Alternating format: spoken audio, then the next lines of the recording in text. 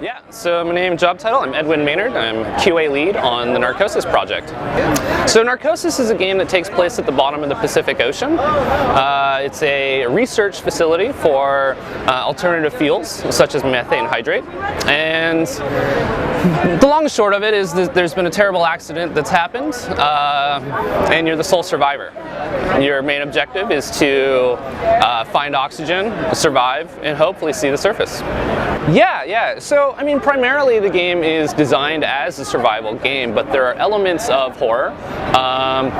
In particular, there are what are called narcosis moments, and the idea behind that is you're, at times in the game, you're oxygen deprived. So that affects your perception on reality, and in some moments that can be quite terrifying.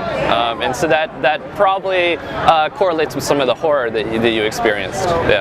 Yeah, so combat in itself is pretty limited throughout the game.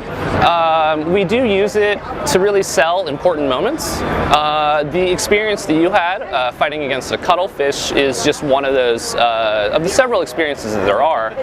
But yeah, we try to use them pretty sparingly. Otherwise, it kind of breaks the realism of the game. Because if you were just being attacked by sea creatures all the time, that would feel a bit strange. So, yeah.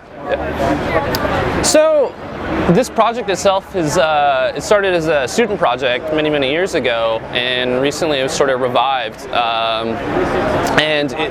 VR in particular is a really good transition to what Narcosis does because of the setting. It's underwater, so you have kind of a slower pace, which transitions well to VR in the sense that typically a lot of fast movement games don't have, I guess a better way to rephrase it, the games that have faster movement tend to cause motion sickness, and so the ability to have slower movement just translates better. Also, I think there's a really interesting parallel with wearing the headset and having the headphones on. It really makes you feel like you're in that experience, like you're wearing the diving gear, and so it's a really cool perk of supporting the VR technology.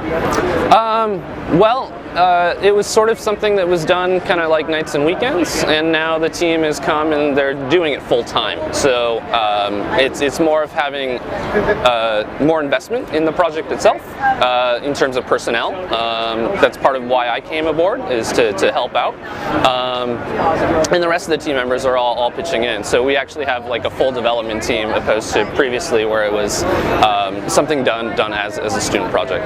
So potentially, yes. We're definitely open to VR technology as a whole, and we've been in discussions with other companies.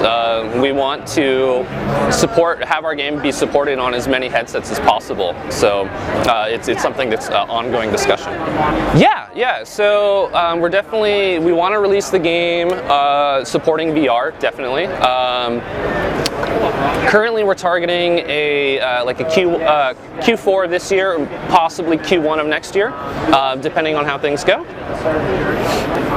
Yeah, so I mean, to the point of having tactile feedback in VR, I think it's something that is kind of a game changer. VR is still pretty new and in its infancy, so a lot of people are able to get into the market and try new things. And having the tactile feedback with the Oculus Touch, it really adds a layer of interaction and immersion that you don't get with just the standard headset. So I think it'll take games to the next level.